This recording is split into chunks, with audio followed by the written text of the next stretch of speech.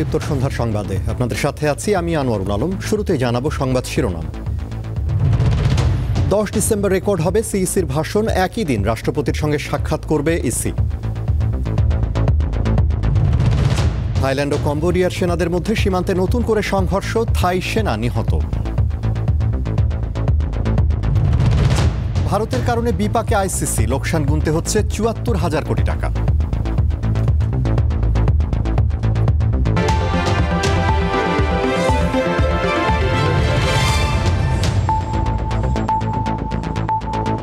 এবারে বিস্তারিত। ত্রয়োদশ জাতীয় সংসদ নির্বাচন ও গণভোটের তফসিল ঘোষণার ভাষণ রেকর্ড করা হবে 10 ডিসেম্বর। একই দিন দুপুর 12টায় রাষ্ট্রপতির সঙ্গে সাক্ষাৎ করবে নির্বাচন কমিশন। এদিকে জামায়াত অভিযোগ করেছে নির্বাচনের জন্য এখনও লেভেল প্লেয়িং ফিল্ড তৈরি হয়নি। আসন্ন সংসদ নির্বাচন ঘিরে প্রায় সব প্রস্তুতি শেষ করে এনেছে নির্বাচন কমিশন। চূড়ান্ত হয়েছে তফসিল ঘোষণার আগ মুহূর্তে রাষ্ট্রপতির সাথে সাক্ষাতের সময়ও। এমন অবস্থায় শেষ মুহূর্তে সোমবার রাজধানীর আগারগাঁওয়ের নির্বাচন ভবনে ইসির সাথে সাক্ষাৎ করে জামায়াত ইসলামের 6 সদস্যের প্রতিনিধি দল। ইসির সাথে প্রায় 1.5 ঘন্টার বৈঠক শেষে জামায়াত নেতারা বলেন, দেশে আইনশৃঙ্খলা পরিস্থিতির গুরুতর অবনতি হয়েছে। এখনও একটি দলের ওপর অন্য দল আক্রমণ করছে। নির্বাচন বিলম্বিত হওয়ার আশঙ্কা না থাকলেও লেভেল প্লেয়িং ফিল্ড তৈরি হয়নি বলে অভিযোগ তাদের। আইনশৃঙ্খলার যে মাঝে মাঝে গুরুতর অবনতি আমরা দেখছি, একটা দলের সবার উপরে অন্য দলের হামলা, ইভেন নারীরাও তাদের ভোটের কাজে, ভোটার সমাবেশে, গণসংযোগে গিয়ে তারাও নির্যাতিত, নিপীড়িত হচ্ছে, হামলার শিকার হচ্ছে। যে এই অবস্থা থাকলে এটাকে আমরা লেভেল প্লেয়িং ফিল্ড হিসেবে গ্রহণ করব না, সুনির্দিষ্টভাবে আপনাদেরকে পদক্ষেপ নিতে হবে। এবং পরে ইসি সচিব জানান, আগামী বুধবার ত্রয়োদশ জাতীয় সংসদ নির্বাচনের তফসিল ঘোষণা উপলক্ষে প্রধান নির্বাচন কমিশনারের ভাষণ রেকর্ড করা হবে। এজন্য বাংলাদেশ টেলিভিশন ও বাংলাদেশ বেতারকে চিঠি দেওয়া হয়েছে। ডিসেম্বরের 10 তারিখে মাননীয় প্রধান নির্বাচন কমিশনার স্যার বাংলাদেশ টেলিভিশন এবং বাংলাদেশ বেতারে একটা ভাষণ রেকর্ড করবেন। এখন রেকর্ডের বিষয়বস্তুটা এবং সময়টা এটা স্যার নির্ধারণ করবেন, কিন্তু একটা রেকর্ডিং হবে এটুকু আমি জানা আছে এবং সেটা আপনাদের সাথে শেয়ার করলাম। জানা গেছে বুধবার দুপুর 12টায় রাষ্ট্রপতি মোহাম্মদ শাহাবুদ্দিনের সাথে সাক্ষাৎ করবেন সিইসি ও অন্য নির্বাচন কমিশনাররা। নির্বাচন কমিশনের রেওয়াজ অনুযায়ী তফসিল ঘোষণার দিনই রাষ্ট্রপতির সাথে সাক্ষাৎ করে নির্বাচন কমিশন। আর যেদিন বক্তব্য রেকর্ড হয় সেদিনই সাধারণত জাতীয় নির্বাচনের তফসিল ঘোষণা হয়। শিউলি শবনম, দীপ্ত সংবাদ, ঢাকা। ট্রাইব্যুনালকে নিয়ে বিরূপ মন্তব্যের জেরে আদালত অবমাননার অভিযোগে ট্রাইব্যুনালে হাজির হয়ে ক্ষমা চেয়েছেন বিএনপি নেতা ফজলুর রহমান। নিঃশর্ত ক্ষমা চাওয়ায় আদালত অবমাননার অভিযোগ থেকে অব্যাহতি পেয়েছেন তিনি। দুপুরে ট্রাইব্যুনাল 1-এর চেয়ারম্যান বিচারপতি মোহাম্মদ গোলাম মুর্তুজা মজুমদারের নেতৃত্বাধীন 3 সদস্যের আন্তর্জাতিক অপরাধ ট্রাইব্যুনালের বিচারিক প্যানেলে ফজলুর রহমানের আদালত অবমাননার বিষয়ে শুনানি হয়।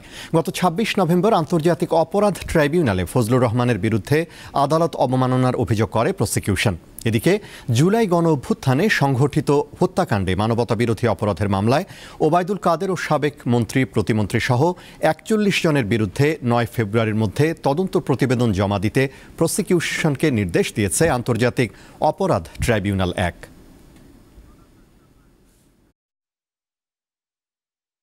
যেহেতু তিনি ক্ষমা প্রার্থনা করেছেন এবং তিনি বলেছেন যে কথাগুলো বলেছেন এগুলো তার বলা ঠিক হয়নি, সে কারণে আদালত তার ক্ষমা প্রার্থনার আবেদনটা মঞ্জুর করেছেন এবং কন্টেম্পটের দায় থেকে তাকে অব্যাহতি দিয়েছেন।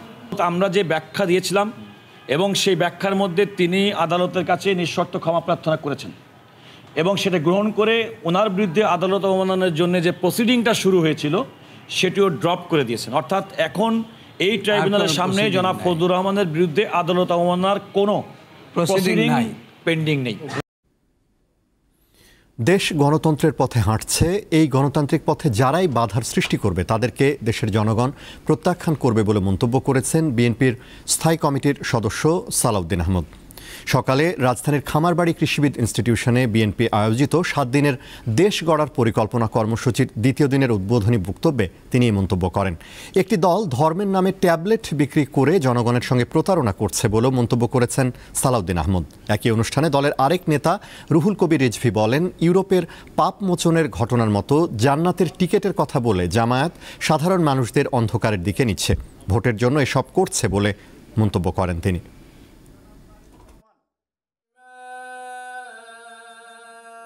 যেই দলের কোনো নীতি আদর্শ নেই, কোনো পরিকল্পনা নাই, শুধুমাত্র ধর্মের নামে একটা ট্যাবলেট বিক্রি করে জনগণের সাথে প্রতারণা করার পরিকল্পনা করছে, তাদেরকে জনগণ ইতিমধ্যে চিনেছে, তাদের মুখোশ উন্মোচিত হয়েছে। তাই এই গণতান্ত্রিক উত্তরণে যারাই বাধার সৃষ্টি করবে বিভিন্নভাবে ইনিয়ে বিনিয়ে, তাদেরকে জনগণ প্রত্যাখ্যান করবে বলে আশা করি।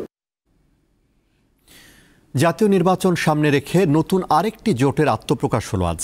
কয়েক ভাগে বিভক্ত জাতীয় পার্টির দুটি অংশের নেতৃত্বে এই জোটের নাম হয়েছে জাতীয় গণতান্ত্রিক ফ্রন্ট, এনডিএফ। জাতীয় পার্টির আনিসুল ইসলাম মাহমুদ ও আনোয়ার হোসেন মঞ্জুর নেতৃত্বাধীন অংশ দুটি সহ মোট 18টি দল থাকছে এই জোটে। দুপুরে রাজধানীর গুলশান 1-এ আনুষ্ঠানিক সংবাদ সম্মেলন করে এই জোটের আত্মপ্রকাশ হয়। জোটের 18টি দলের মধ্যে 6টির নির্বাচন কমিশনে নিবন্ধন রয়েছে।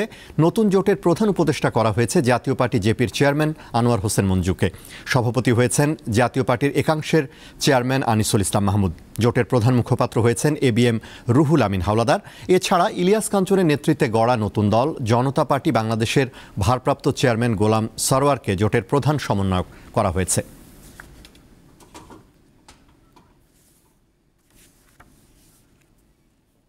নরসিংদীর রায়পুরায় আধিপত্য বিস্তারকে কেন্দ্র করে দুই গ্রুপের সংঘর্ষে গুলিবিদ্ধ হয়ে নিহত হয়েছে একজন। এই ঘটনায় উভয় পক্ষের অন্তত 10 জন গুলিবিদ্ধ হয়েছে। সকাল 11:30টার দিকে উপজেলার নীলক্ষার দড়িগাঁও এলাকায় এ ঘটনা ঘটে। নিহত মামুন মিয়া কুয়েত প্রবাসী। 15 দিন আগে ছুটিতে দেশে আসেন তিনি। স্থানীয়রা জানান, দীর্ঘদিন ধরেই আধিপত্য বিস্তারকে কেন্দ্র করে স্থানীয় শহীদ মেম্বার গ্রুপ ও ফেলু মিয়া গ্রুপের মধ্যে দ্বন্দ্ব চলছিল। সকালে স্থানীয় বাজারে ফেলু মিয়ার মেয়ের জামাই মামুন মিয়ার সাথে বাক বিতণ্ডায় জড়ায় প্রতিপক্ষের লোকজন। এ সময় উভয় পক্ষের মধ্যে গোলাগুলি ও হামলার ঘটনা ঘটে। গুলিবিদ্ধ হয় মামুন সহ কয়েকজন। আহতদের উদ্ধার করে নরসিংদী জেলা সদর হাসপাতালে নিয়ে গেলে চিকিৎসক মামুনকে মৃত ঘোষণা করেন। ঘটনাস্থলে অতিরিক্ত পুলিশ মোতায়েন করা হয়েছে।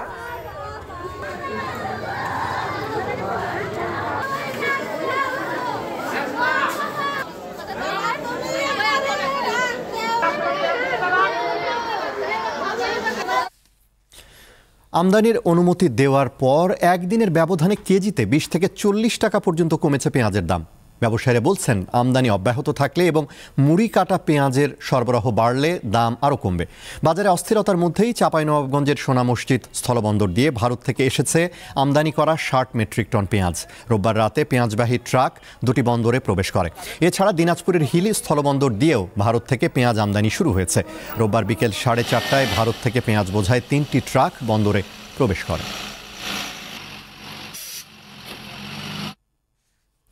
অতীশ দীপঙ্কর বিজ্ঞান ও প্রযুক্তি বিশ্ববিদ্যালয়ের সমাবর্তন অনুষ্ঠিত হয়েছে।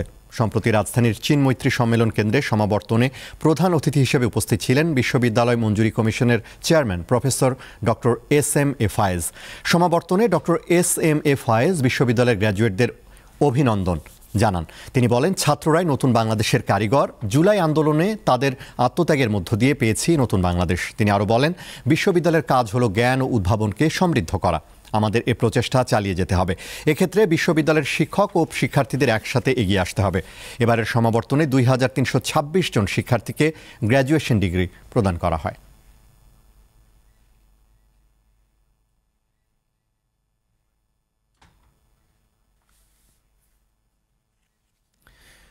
দর্শক, রাজধানীর এভার কেয়ার হাসপাতালে আছেন সহকর্মী নূর আলম। বিএনপি চেয়ারপারসন খালেদা জিয়ার শারীরিক অবস্থার খবর জানাচ্ছেন তিনি।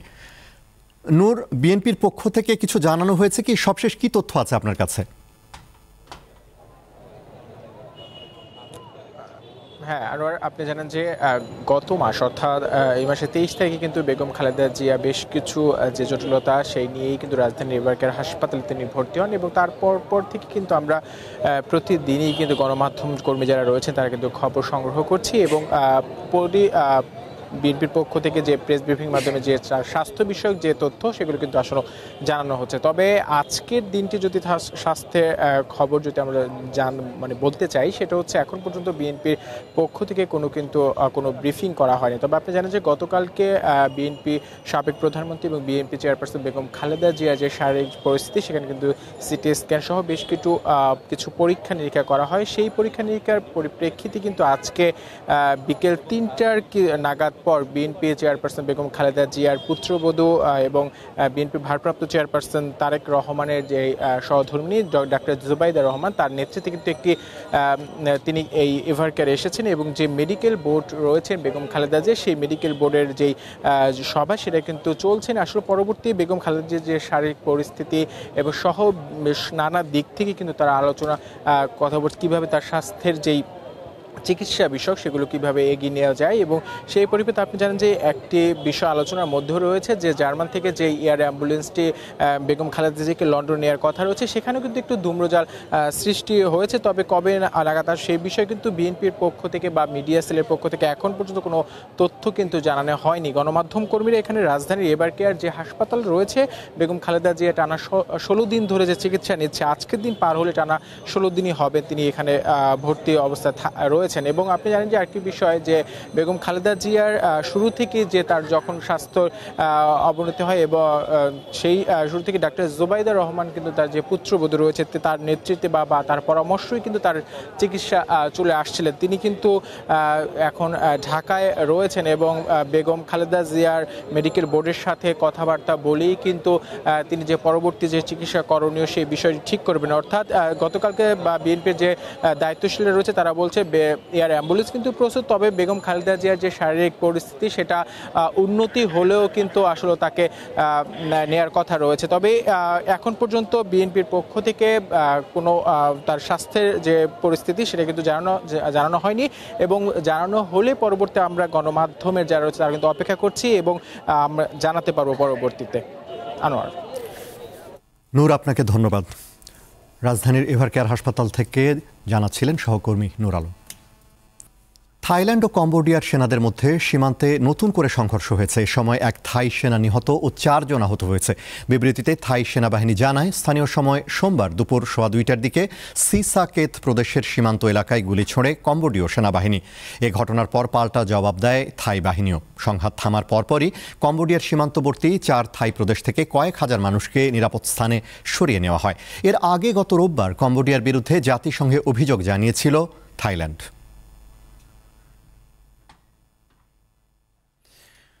আফগানিস্তানের বিরুদ্ধে যুদ্ধবিরতি লঙ্ঘনের অভিযোগ এনে দেশটির অন্তত 3টি সীমান্ত চৌকি ধ্বংস করেছে পাকিস্তানের নিরাপত্তা বাহিনী। এতে কমপক্ষে 23 জন আফগান সেনা নিহত হয়েছে বলে দাবি পাকিস্তানের।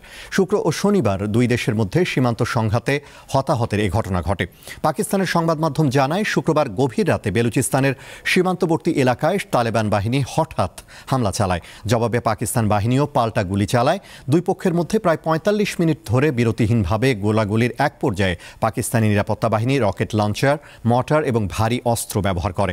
এসব হামলায় আফগান বাহিনীর 3টি চৌকি সম্পূর্ণভাবে ধ্বংস হয়ে যায়। আফগান তালেবান মুখপাত্র জবিহুল্লাহ মুজাহিদ অভিযোগ করেন, পাকিস্তান বাহিনী কান্দাহার প্রদেশের স্পিন বোলদাক জেলায় হামলা চালিয়েছে।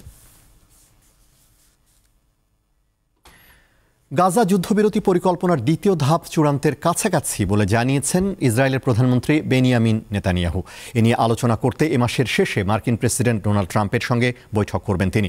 রোববার জেরুজালেমে জার্মান চ্যান্সেলরের সঙ্গে যৌথ সংবাদ সম্মেলনে এসব কথা জানান নেতানিয়াহু। তিনি বলেন, প্রেসিডেন্ট ট্রাম্পের সাথে বৈঠকে শান্তির সম্ভাব্য সুযোগ ও গাজায় হামাসের শাসন অবসানের বিষয়ে আলোচনা হবে।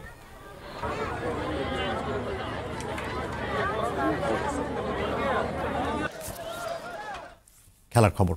আগামী বছরের ফেব্রুয়ারি-মার্চে মাঠে গড়াবে আইসিসি টি-20 বিশ্বকাপের 10ম আসর। কিন্তু ভারত ও শ্রীলঙ্কায় বৈশ্বিক এই ইভেন্ট আয়োজনের মাস দুয়েক আগেই বেকায়দায় পড়ে গেছে ক্রিকেটের সর্বোচ্চ সংস্থা আইসিসি। ভারতীয় এক প্রতিষ্ঠানের কারণে মোটা অঙ্কের টাকা লোকসান গুনতে হচ্ছে আইসিসিকে। রিলায়েন্সের জিও স্টারের সঙ্গে আইসিসি 2024 থেকে 2027 সাল পর্যন্ত 4 বছরের সম্প্রচার চুক্তি ছিল। সেই চুক্তি অনুযায়ী প্রতি বছর আইসিসি পেত $300 কোটি, বাংলাদেশি মুদ্রায় প্রায় 37,000 কোটি টাকা। হঠাৎ 2 বছর বাকি থাকতে জিও স্টার চিঠি দিয়ে চুক্তি বাতিল করেছে। ভারতের সংবাদ মাধ্যম দ্য ইকোনমিক টাইমস এক প্রতিবেদনে জানিয়েছে, জিও স্টার চুক্তি বাতিল করলেও আইসিসি একেবারে বসে নেই।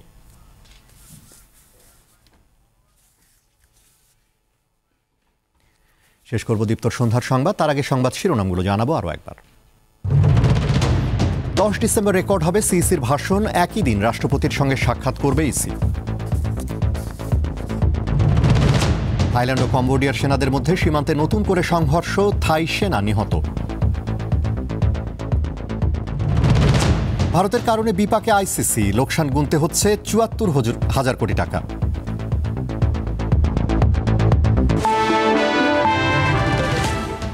এই ছিল এখনকার মতো। আমাদের পরবর্তী দীপ্ত সংবাদ রাত 11টায় দেখার আমন্ত্রণ।